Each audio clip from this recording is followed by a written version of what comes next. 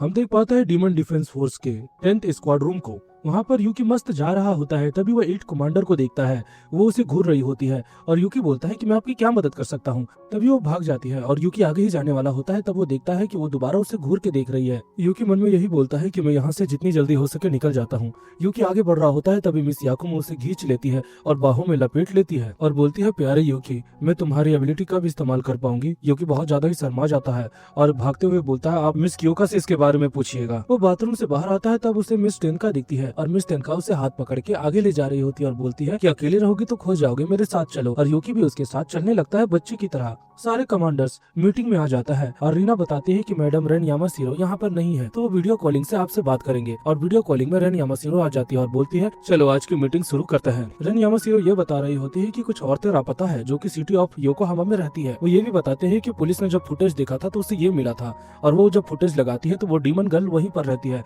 और सारे लोग बोलते हैं कि ये तो 8 थंडर गॉड्स में से ही एक है। सारे लोग घबरा जाते हैं और रेन यामाशिरो भी बताती है कि वो यहाँ से गायब हो गई थी और किसी को भी कुछ पता नहीं चला, और मैं ये फैसला ले रही हूँ कि हम इसे एलिमिनेट करने के लिए एक यूनिट बनाने वाले हैं तत्काल में। रेन यामाशिरो ये बताती है कि जो मीरा है वो इस यूनिट की इंचार्ज रहेगी और वो अपने साथ कोई भी एक कमांडर को लेके जा सकती है और उसे फैसला तुरंत ही लेना होगा। मीरा मुस्कुराते हुए बोलती है कि मैं उज्जैन को चुनती हूँ। मैडम क्योका बोलती है कि मैं तुम्हारा चैलेंज एक्सेप्ट करती हूँ। मीरा बोलती है कि किसी भी पल हमें चलना पड़ सकता है, इसके लिए तैयार हो उज्जैन। और मैडम क्योका भी बोलती है मैं तैयार हूँ। दूसरी तरफ यूकी सोचता है कि इस बार की लड़ाई नॉर्मल वर्ल्ड में होने वाली है, तो थोड़ा सा खतरा ज्यादा रहेगा। अगली सुबह हम देख पाते हैं एक नॉर्मल सिटी को, जहाँ पर अजुमा क्लैन की ही एक मेंबर जो पुलिस ऑफिसर है वो उनको सारी रिपोर्ट दे देती है और वो अपनी मंजिल की ओर निकल जाती है।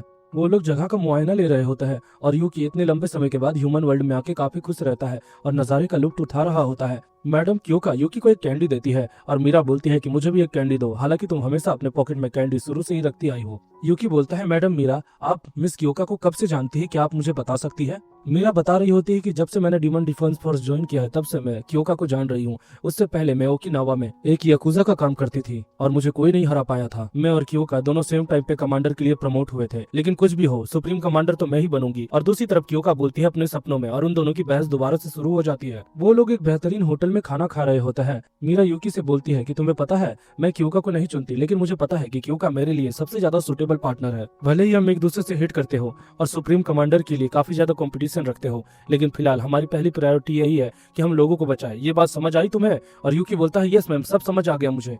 मैडम क्योका नहा रही होती है और वहाँ पर मीरा आती है जो कि बोलती है कि मुझे लगता है मुझे तुम्हारी पीठ साफ कर देनी चाहिए। मीरा ये बताती है कि मैं बहुत समय से देख रही हूँ कि टेनका और तुम में कुछ सीक्रेट चल रहा है, मुझे ये बातें बताओ तुम। क्योका बोलती है कि समय आने पे मैं तुम्हें ये बता दूंगी, तब का इंतजार करो। हम देखते हैं यूकी सो रहा होता है और उसे सपने में ही अपने प्रैक्टिस के विजन्स आ रहे होते हैं। वो उठता है और बोलता है, अरे मैं तो योकोहामा में हूँ, आखिर मिस क्योका कहाँ पर है। वो आगे बढ़ता है तो वो मिस मिरिका को थोड़े अलग से अंदाज में देख लेता है और उसके बाद वो शर्मा कर माफी मांगता है और बोलता है, मैं जा रहा हूँ, माफ कीजिएगा। मिस मीरा उसे रोक लेती है और शर्मा कर बोलती है, चिंता मत करो, मुझे माफ करना, गलती मेरी है कि तुम उठ गए थे, तुम यहाँ पर रह सकते हो।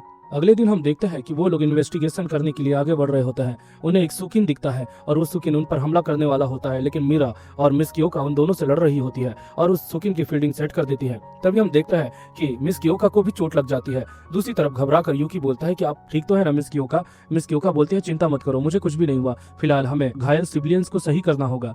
तभी वहाँ पर एक और सुकीन आ जाता है, लेकिन जो मीरा है वो और भी ज्यादा ताकतवर बन जाती है और बोलती है, मैं इसे खत्म कर दूंगी। इससे हमें पता चलता है कि जो मीरा है उसकी एबिलिटी फिजिकल पावर को एनहेंस करना होती है, एक सुपर ह्यूमन की तरह। दूसरी तरफ हम सेकंड स्क्वाड रूम के मेगुमी जहा को देख पाते हैं जो कि सेकंड इन कमांड है। वो हमें ये बताती है कि मीरा की एबिलिटी और उसकी ताकत तब बढ़ती है जब मैं एक फ्लैग लहराऊं, जिसके कारण उसकी ताकत इंक्रीज होती जाती है, और एक तरह से यही उसकी एबिलिटी भी है। मीरा अपनी एबिलिटी से बहुत सारे क्लोन्स बना लेती है और वो उस सुकिन की फील्डिंग सेट करके बहुत सारे सिविलियंस को बचा भी लेती है। वो लोग रूम के अंदर आता है और मीरा बोलती है, क्योका तुम्हें चोट लगी है, तुम्हें मलहम की जरूरत है। क्योका बोलती है, चिंता मत करो, मैं तुरंत ही ठीक हो जाऊंगी, ये सब मेरे लिए मामूली सी बात है। हम देख पाते हैं यूकी का रिवॉर्ड टाइम आ गया होता है और मिस क्योका उसे रिवॉर्ड देने वाली होती है और इस बार का रिवॉर्ड सेशन काफी ज्यादा इंटेंस रहता है। वो लोग अपना रिवॉर्ड का लुत्फ उठा रहे होते हैं। मीरा दरवाजा खोलती है और बोलती है कि क्योका तुम मेरा जवाब क्यों नहीं दे रही हो। तभी मीरा ये अजीब चीज देख लेती है और शर्मा कर दरवाजा बंद कर देती है और सोच रही होती है घबरा कर कि आखिर वो दोनों कर क्या रहे थे, क्या मैंने गलत देख लिया, क्या आखिर वो दोनों एक ही रूम में करने की क्या कोशिश कर रहे थे। और वही सोचकर मीरा की सिट्टी पिट्टी गुल हो जाती है। मीरा यूकी के पास आती है और बोलती है कि क्योका कुछ समय बाद आएगी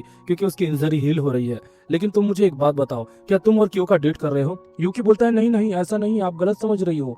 वो उसे सारी चीजें समझाता है और बोलता है कि मैडम क्योका बिल्कुल मेरी तरह एक मास्टर की तरह है, जैसे कि एक सामुराई और उसका सर्वेंट। मैं उनकी काफी इज्जत करता हूँ क्योंकि उन्होंने ही मुझे एक मोटिवेशन दी थी और मुझे काबिल समझा था। और आप दूसरी तरह से कह सकते हैं कि मैं उनका एक स्लेव हूँ। मीरा बोलती है कि तुम काफी अच्छा काम कर रहे हो यूकी। दूसरी तरफ यूकी को भी मिस मीरा का एटीट्यूड काफी अच्छा लगता है। मिस मीरा बोलती है कि यूकी थोड़ा सा रेस्ट कर लो क्योंकि आगे हमें और भी ज्यादा लड़ाइयाँ लड़नी है। यूकी भी ऐसा ही करता है। मीरा एक जगह पर बैठकर यही सब सोच रही होती है कि यूकी क्योका के प्रति काफी ज्यादा लॉयल है, लेकिन वो घबरा कर ये भी सोच रही होती है कि जो उसने देखा आखिर वो क्या था, शायद वो भी उसकी एबिलिटी का एक हिस्सा होगा। यूकी आराम कर रहा होता है और बोलता है कि मुझे लगता है थोड़ा रेस्ट ही ले लेना चाहिए। तभी जैसे ही उसकी आंखें खुलती है तो वो देखता है कि उसके बगल में वही डीमन गर्ल रहती है जो कि यूकी को हाय कहती है। यूकी कुछ करता तुरंत ही वो उसे पैरालाइज कर देती है। यूकी ना ही हिल पा रहा होता है ना ही बोल पा रहा होता है। और दूसरी तरफ वो डीमन गर्ल बोलती है कि तुम्हारे बारे में काफी अफवाह सुनी है, मेरा नाम है कुतेत्सु और मैं तुम्हें यहाँ पर लेने के लिए आई हूँ। यूकी को समझ आ जाता है कि ये 8 थंडर गॉड्स में से ही एक है। वो अपने अंदाज में बोल रही होती है कि तुम लोगों ने मेरे शिकार को हटा दिया और साथ ही में मेरी बड़ी सिस्टर सीको का प्लान भी फेल कर दिया है, लेकिन फिर जब मैंने तुम्हें देखा तो तुम लोग को फॉलो किया और मुझे सब पता चल गया था।